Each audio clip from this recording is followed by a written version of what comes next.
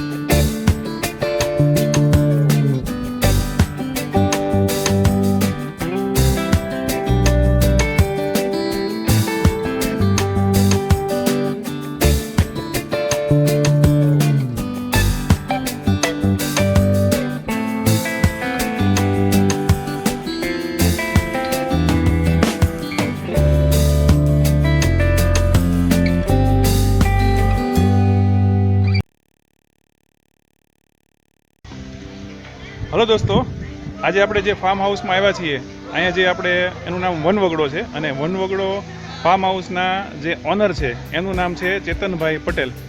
તો આપણે થોડી ઘણી આની જે ફાર્મ હાઉસની છે એની માહિતી માટે આપણે ચેતનભાઈ સાથે થોડી ઘણી વાત કરી લઈએ.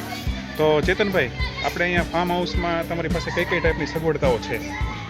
અમારે અહીંયા ફાર્મ હાઉસમાં જે લોકો ગીરમાં જોવા આવે, ફરવા આવે, બહારના ટુરિસ્ટો, એને રહેવા, જમવાની અને સ્વિમિંગ પુલ છે બાળકો માટે, ઇન્સ્ટાલેશન બધી, બહાર બેસવા માટે ખાટલાઓ અને કુદરતી વાતાવરણમાં આંબાની છાંય બેસવા માટે બેડની વ્યવસ્થા કરેલી છે. અને રાત્રે રોકાણ માટે કેમ્પ ફાયર કરીએ છીએ. કાઠિયાવાડી મેનુ આપણે ખવડાવીએ, જ્યાં એની ભૌગોલિક પરિસ્થિતિને આધીન જે રોટલા, ઓળો, દેશી બધું. ટૂંકમાં કોઈ ફાસ્ટ ફૂડ કે એવી વસ્તુ પસંદ ન કરે અને કસ્ટમરોને એ જ આનંદ આવે. મધ્ય ગુજરાત, ઉત્તર ગુજરાત અને સૌરાષ્ટ્રના બધા વાર તહેવારે, સાતમ આઠમ છે, હોળી, જન્માષ્ટમી, આ બધા તહેવારો ઉપર આ ઉપરાંત ઘણા ગ્રુપમાં આવે પોતાના શનિ રવિની રજામાં બાળકોની સાથે. અને દિવાળી ઉપર બહુ ટ્રાફિક હોય, ઉનાળામાં પણ સારો ટ્રાફિક હોય. બરાબર. અને ફંક્શન કરવું હોય તો એના માટે કઈ રીતનું હોય? હા, અમે કરી આપીએ, બધું આખું મેનેજ કરીએ. જો ઘણી બધી પાર્ટીને પોતે જમણવાર કરવાની ઈચ્છા હોય, કારણ કે અમારે અહીંયા કાઠિયાવાડી મેનુ હોય અને એ લોકોને કોઈ મહેમાનોને સારું, કોઈ પંજાબી એવું હોય તો એ લોકો જમણવારની વ્યવસ્થા કરે, પણ જગ્યા અમે આપીએ. હવે એક બીજી વાત કરવાની ચેતનભાઈ, કે આપણે જે રૂમ્સ હોય કેટલા રૂમ્સ અવેલેબલ છે અહીંયા? આપણી પાસે છે ને 4 રૂમ ફૂલ ફેમિલી રૂમ છે, કે જે મોટા છે, એસી રૂમ છે. અને ઉપરના 2 કપલ રૂમ છે સિંગલ ફેમિલી, જે કુલર, વોટર કુલર રૂમ કહેવાય છે. અને એક આપણી પાસે જનરલ હોલ છે, જેમાં 15-20 બેડની વ્યવસ્થા છે. અને રૂમની અંદર ફૂલ ફેમિલી રૂમ એટલે કે ઓલરેડી 6 બેડના રૂમ છે અને 7-8 બેડ પણ નાખી શકાય એવડા રૂમ છે. એટલે એનો અમે સિઝન પ્રમાણે ભાવ લેતા હોય છે અને અલગ અલગ ઋતુના અલગ અલગ સિઝન પ્રમાણે બધાના એવા નિયમ હોય છે. હા, જો માનો કે ભાવનગર ને દીવ સાઈડથી આવતા હોય ને એને માટે તાલાલા એ મોન સેન્ટ્રલનો, અને લોકોને ખબર જ હોય કે તાલાલા તાલુકો છે ને સેન્ટ્રલ છે. એટલે તાલાલાથી આપણું ફાર્મ હાઉસ 1Z14 કિલોમીટર. અને આ બાજુ જુનાગઢ, અમરેલી કે રાજકોટ, અમદાવાદથી આવતા હોય એને જુનાગઢથી મેંદરડા અને મેંદરડાથી સાસણ. એટલે સાસણ એ દરેક કસ્ટમરને કે વ્યક્તિઓને મેઇન પોઈન્ટ છે. એટલે સાસણ આવવું પડે. એટલે સાસણ પછી આપણું ફાર્મ હાઉસ, ત્યાંથી આપણું 4 કિલોમીટર. પછી એક નજીકનું અમે લોકો આવ્યા એટલે અમને ખ્યાલ પડ્યો કે ભોજદે ગામ છે. એ તદ્દન નજીક છે, એટલે ત્યાંથી તો બહુ ઇઝી થઈ જાય. મેઇન રોડ જે સાસણ સોમનાથ સ્ટ્રેટ હાઈવે એ માત્ર 1 કિલોમીટર જ અંદર. હવે તલાલાથી જે ભોજદે ગામ છે એનો કેટલા કિલોમીટર થાય? 12 કિલોમીટર. બરોબર. અને ભોજદે ગામથી આપણું ફાર્મ હાઉસ 2 કિલોમીટર.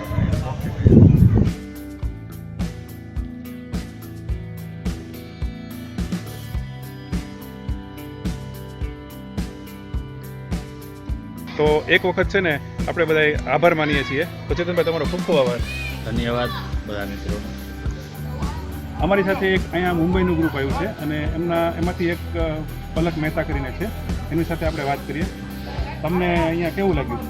મને બહુ મજા આવી અને અહીંયા સિનરી બી બહુ મસ્ત છે. અને અહીંયા આગળ અમે લોકો ક્રિકેટ બી રમ્યા, કટ્ટા બી રમ્યા. અહીંયા ખાવાનું બી બહુ મસ્ત છે અને સ્વિમિંગ પુલ બી છે. તમારું ગ્રુપને બહુ મજા આવી છે.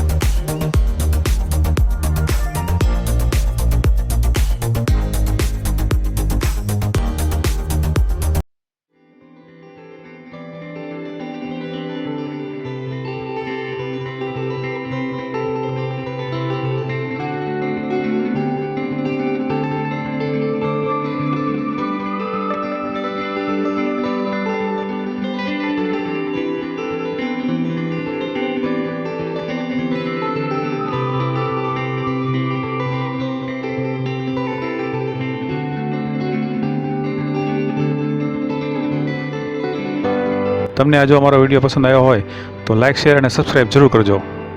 તો મિત્રો નેક્સ્ટ વિડીયોમાં નવા જ કન્ટેન્ટ સાથે આપણે જરૂર મળીએ છીએ. ત્યાં સુધી જય હિન્દ, જય ભારત, જય જય ગરવી ગુજરાત, જય માતાજી અને બધાને સીતારામ.